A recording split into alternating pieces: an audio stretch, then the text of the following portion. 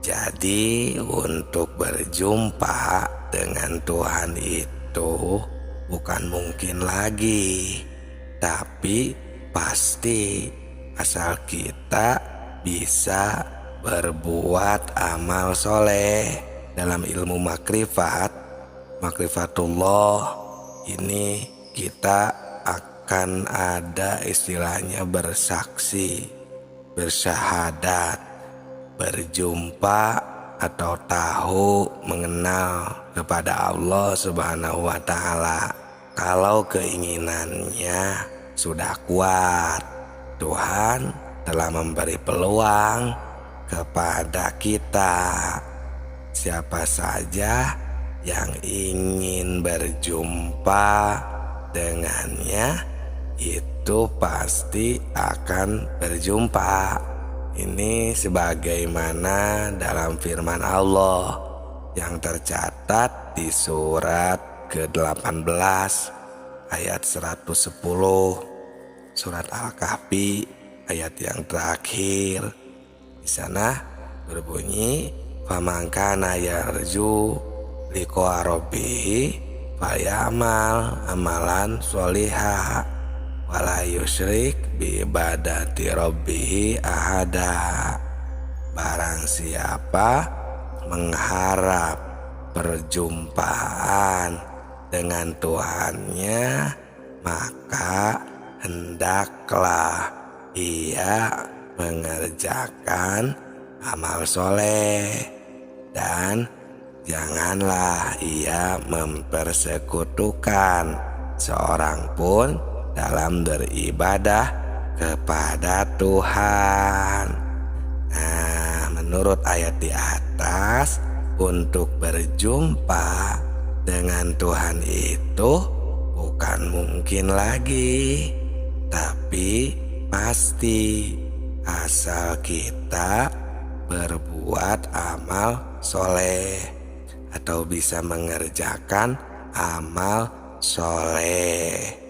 Nah, untuk berbuat atau mengerjakan amal soleh ini juga harus sesuai dengan petunjuk seperti melalui Al-Quran, melalui hadis, atau ilmu fikih, ilmu syariat, beserta gurunya, guru yang ahli, bukan sembarangan. Karena di dalam urusan beribadah ini istilahnya ada madhab-madhabnya, ada madhabul arba'ahnya, seperti madhab Imam Syafi'i, seperti bagaimana madhab Imam Hanafi, bagaimana, dan semuanya. Bahkan tidak semuanya diajarkan tentang hal ini, karena agar bisa fokus terhadap madhabnya masing-masing. Nah, kebetulan kalau madhab yang kami laksanakan madhab Imam Syafi'i, ya, makanya jika ada sebuah hal tata cara dalam segi syariat yang berbeda, karena yang kami pakai adalah madhab Imam Syafi'i. Nah, contohnya seperti di dalam sholat. Di dalam sholat saja, ini kan kita harus aqimis sholata lidzikri, harus ada mengingat. Aqimis sholata, laksanakanlah sholat lidzikri, ini karena hanya untuk mengingat Allah Subhanahu wa Ta'ala, bukan mengingat bayangan selain daripada Allah atau pikiran-pikiran selain daripada Allah. Bahkan kalau diperdalam lagi, ada harus sampai ke titik sauful qalbi, elingan atau ingatan yang suci.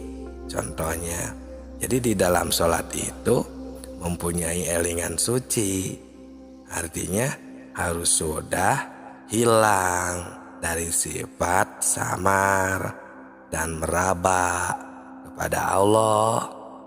Nah, tapi buktinya boleh kita rasakan sendiri. Sudah bisakah kita seperti itu? apa belum? Apakah kita masih ketika sholat itu banyak bayangan, banyak pikiran, membayangkan pekerjaan, membayangkan seseorang, atau pikirannya ke sana kemari? Itu kalau masih seperti itu belum sauful kolbi, belum suci elingannya atau pikirannya. Nah, harus sauful kolbinya, ya, elingan sucinya harus benar-benar dirasakan, agar kita sesuai bisa mengingat Allah. Karena kemakrifatan dan cara menemukan atau cara bersaksi kepada Allah sudah kami bongkar di video-video sebelum ini. Nah, sekarang kita amalkan ketika kita sedang berkegiatan sehari-hari, seperti berkegiatan ibadah atau luar ibadah. Nah, yang barusan ketika kita melaksanakan sholat, seperti itu kita fokuskan, ya, sadarkan bahwa kita ini, ya, minallah, billahi atau lillah, ya, oleh Allah, karena Allah, milik Allah. Semuanya kita ini bisa melihat, bisa mendengar, bisa bergerak, semuanya oleh Allah. Kita tidak bisa apa-apa. Makanya ada istilah inna sholati wa nusuki wa mahyaya wa mamati lillahi rabbil alamin. Nah, seperti itu. Jadi sholatnya akan tercapai, karena sholat kami, hidup kami, ibadah kami, mati kami, semuanya itu dikarenakan oleh Allah. Allah lah semuanya yang menghendakinya dan yang menakdirkannya. Nah, seperti itu sahabatku, sahabat tilawah semuanya. Kita harus bisa ingat kepada Allah dari sekarang, berjumpa dengan Allah dari sekarang, agar nanti di akhirat tidak buta. Sesuai dengan keterangan di video sebelum ini, wa man kana fi hadhihi a'ma fa huwa fil akhirati a'ma wa adallu sabila. Barang siapa yang buta di dunia ini, maka niscaya di akhirat nanti juga ia akan lebih buta dan lebih tersesat di jalannya. Jangan sampai seperti itu, ya, untuk prosesnya, caranya. Makanya kami selalu mengingatkan dan terus memberitahukan agar kita tidak terlena, agar kita tidak terus-menerus melalaikan kehidupan ini sampai kita melupakan hal yang seharusnya kita laksanakan. Banyakan kan seseorang itu, manusia itu, jika di depan mata kita itu sudah apa yang kita lihat, itulah yang kita fokuskan. Nah, lupa di belakang itu ada Allah. Ya, seperti kita sedang makan, apalagi kita sampai tidak berdoa sama sekali. Nah, ini yang istilahnya yang ingin mendaki atau ingin bisa menemukan Allah Subhanahu wa Ta'ala, berzikir atau ingin makrifat kepada Allah Subhanahu wa Ta'ala, maka ketika makan ini kita harus terus bermakrifat, ya, makrifatullah. Kita makan nasi, contohnya nasi yang berwarna putih. Nah, nasi itu berwarna putih, ya. Nah, putih tidak bisa menciptakan nasi, nasi pun tidak bisa menciptakan putih, tapi Allah yang menciptakan nasi.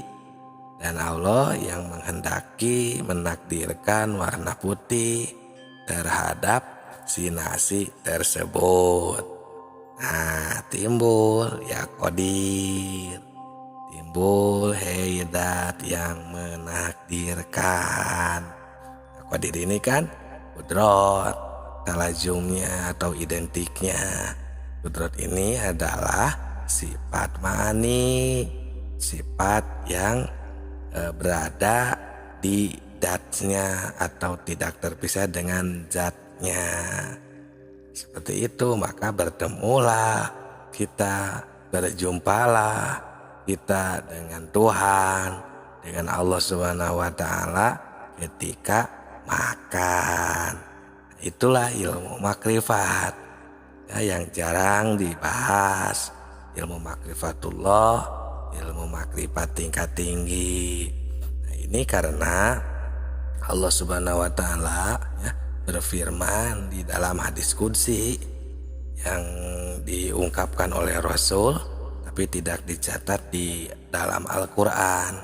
Itu namanya hadis qudsi, berbunyi kuntu kangzan mahfian ahbabtu an urafa faholaktul kholqa likaya arafu walihada tabayyana anna Allah ta'ala khalaqal insana limakrifatihi. Nah, yang artinya kuntu kangzan mahfian ini, aku adalah kangzan ini sebuah gudang atau pembendaharaan istilahnya ya, yang tersembunyi. Aku sangat suka sekali gitu ya, jika ada seseorang yang mengenalku, maka kuciptakan makhluk agar bisa menemukanku. Karena beliau atau Allah Subhanahu wa taala ingin ditemukan, ingin diingat, maka beliau menciptakan makhluk agar bisa mengenal sang penciptanya. Nah, setelah kita mengenal hadis ini, makin jelas, bukan mungkin lagi untuk mengenal Tuhan, tapi pasti asal mempunyai keinginan yang keras dan kuat perhitungan. Karena ini ilmu makrifat, walaupun begitu ini bukan pekerjaan gampang. Karena ini istilahnya kan suluk ya, pendakian. Maka akan ada prosesnya, gurunya, pembimbingnya, dalilnya ya gitu, seperti itu ya. Harus tidak boleh sembarangan dan harus teliti. Nah, seperti itu sahabatku, sahabat tilawah semuanya yang kami cintai. Jadi tidak sembarangan ya, harus hati-hati supaya jangan kita tersesat. Karena kalau kita tersesat ya berarti gagal, tidak akan sampai kepada Allahnya, tidak akan bisa innalillahi wa inna ilaihi rajiun. Seperti itu sahabatku. Tidak cukup untuk mempelajari, mendengarkan dan membaca saja, karena ini cuma iktibar.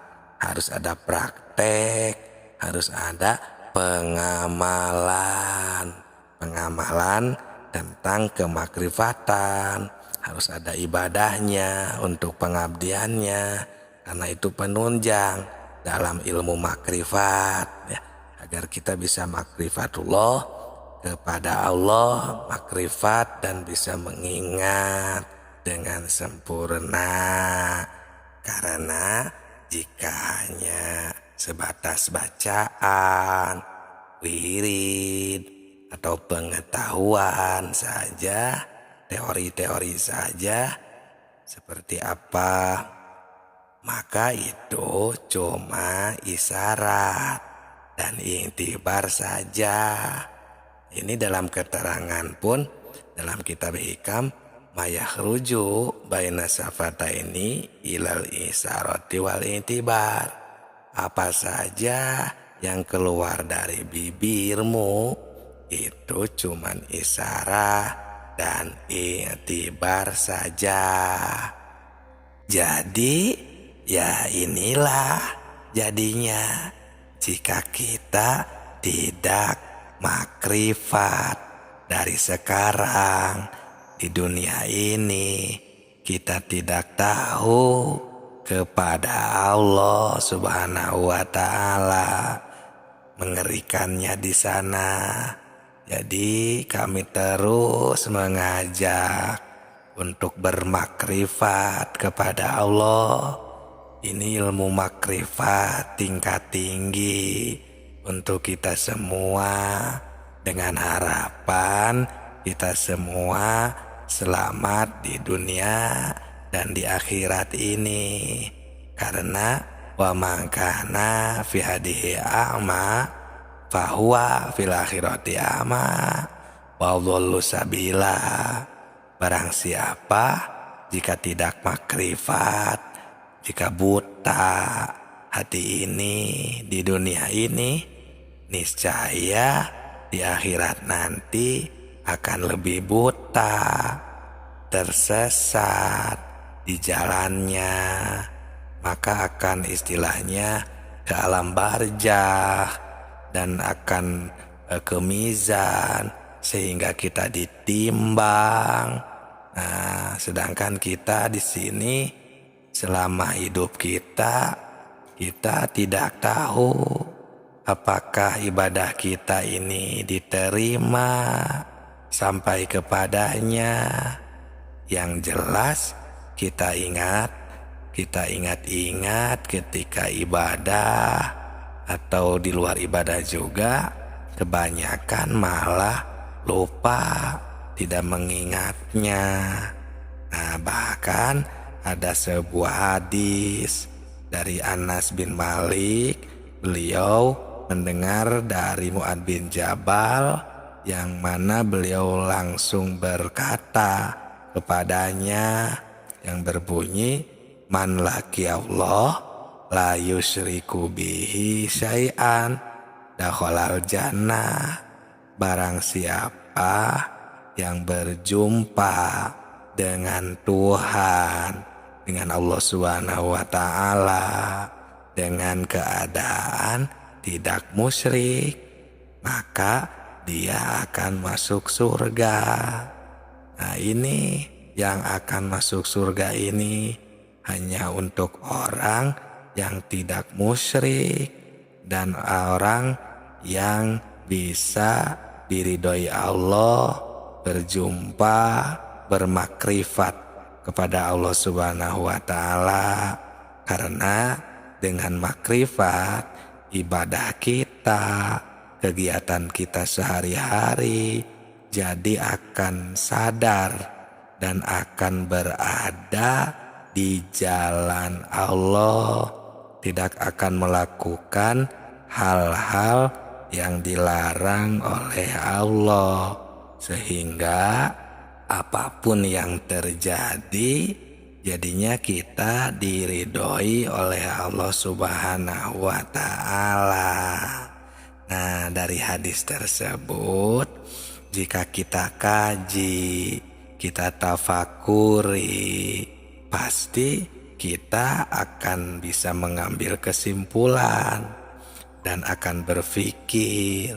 Karena kita kebanyakan berkeyakinan kalau bertemu, berjumpa, menyaksikan, atau bermakrifat kepada Allah itu kebanyakan nanti di akhirat. Sedangkan dari hadis ini saja, jika semua bisa bertemu dengan Allah nanti di akhirat, berarti semuanya akan masuk surga. Jika seperti itu, untuk apa kita di dunia ini berbuat baik? Dan kenapa Allah Subhanahu wa Ta'ala menyuruh berbuat baik di dunia ini? Kalau nanti kita akan masuk surga semuanya. Nah, di sini sahabatku, sahabat tilawah semuanya, marilah kita berpikir lebih jauh. lebih dalam. Mari kita jelaskan supaya kita dapat mengerti. Memang semua manusia bukan satu persatu lagi, tapi semuanya itu akan bertemu atau dipersaksikan terlebih dahulu. Dan itu pun di alam ruh, di alam arwah, hanya ruh manusia saja. Cuman ini tidak akan semuanya bertemu nanti di akhirat. Buktinya Allah saja sudah kita mafhumi, sudah kita tahu bahwa Allah Subhanahu wa Ta'ala menciptakan surga dan neraka. Dalam artian tidak hanya surga saja, tidak semua orang bisa bertemu.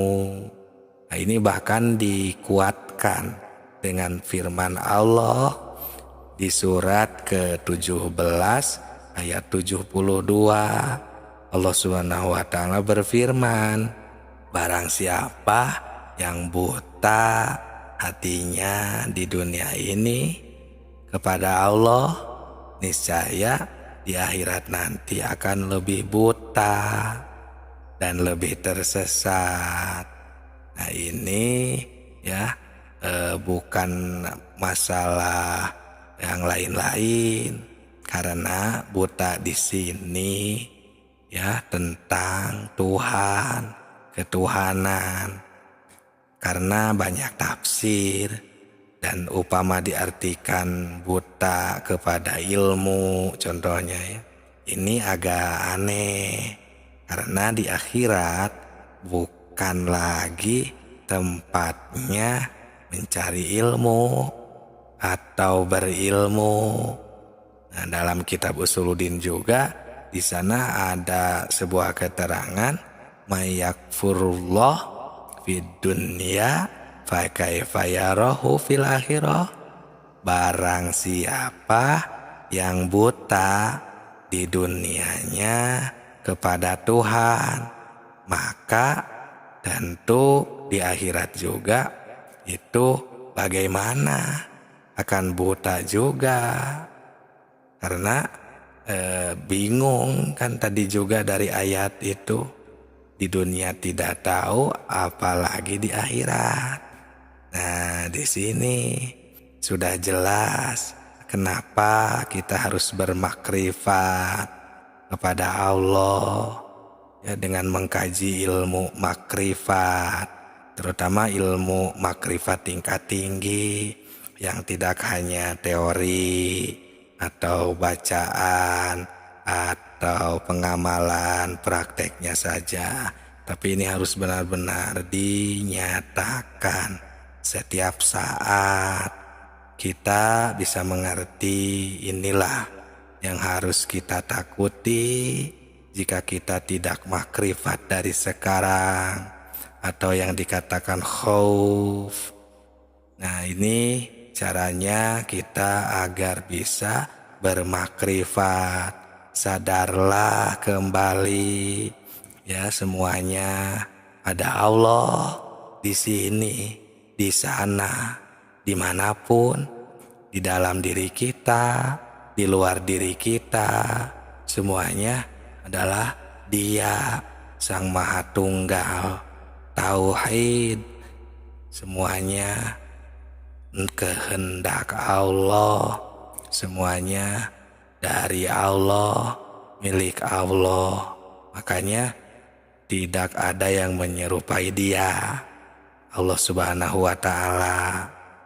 Nah, ini emang agak sulit, dan kita aja sekarang ya tahu, sadar kalau ini semua emang kehendak Allah, dan tahu Tuhan kita ini emang Allah. Tapi pada buktinya di dalam kegiatan kita, di dalam apa yang kita hadapi, baik ketika beribadah maupun di luar ibadah, Kenapa? Jadi tidak tahu, jadi tidak ada kesadaran tertinggi itu. Makanya ini penting, ilmu makrifat ini. Dan ya, hati ini kita harus benar-benar tulus, sadar, karena ini bukan pekerjaan yang mudah, memerlukan torekat-torekat, maksudnya proses pelatihan yang harus dijalankan. Kalau kita misalnya masih melemah, ya, ini emang akan jarang bisa bermakrifatnya, mengingat kepada Allahnya, karena ini memerlukan ta'abun nafsi, yang mengeras keringat gitu, memeras keringat dengan semangat dorongan dari hati, ingin selamat, contohnya ingin bisa berpulang kepada Allah Subhanahu wa Ta'ala. Seperti itu sahabatku tilawah. Semuanya, kalau keinginan kita sudah kuat, maka Tuhan memberi peluang kepada kita. Siapa saja yang ingin berjumpa, yang ingin selamat, yang ingin menemuinya, bermakrifat kepadanya, berjumpa dengannya, istilahnya ya. Nah, maka firman Allah di sana sudah mengatakan di surat ke-18 ayat 110, surat Kahfi ya, Al-Kahfi ayat terakhir yang berbunyi, "Famangkana yarju liqa rabbih falyamal amalan sholiha wala yusyrik bi ibadati rabbih ahada." Barang siapa yang mengharap berjumpa dengan Tuhannya, maka hendaklah mengerjakan amal soleh dan janganlah mempersekutukannya dari sesuatu pun ya, dalam beribadah kepada Allah Subhanahu wa Ta'ala. Nah, itu jika kita tidak mau, jika kita tidak bermakrifat dari sekarang, ya itu istilahnya silakan saja, karena Allah juga menciptakan surga dan neraka. Allah sendiri dalam hadis Rasul, pernah saya mendengar bahwa neraka akan dipenuhkan dan begitu juga surga akan dipenuhkan dengan ya penduduk tentunya manusia yang akan menjadi penghuni surga dan manusia yang menjadi penghuni neraka. Itulah sahabatku, ya pentingnya ilmu makrifat ini. Ini ilmu makrifat tingkat tinggi. Nah, bagaimana jika benar-benar ingin makrifat? Tinggal simak saja di video-video ini, sudah sering kami contohkan, kami bongkar langsung dengan praktek ketika kita sedang berkegiatan.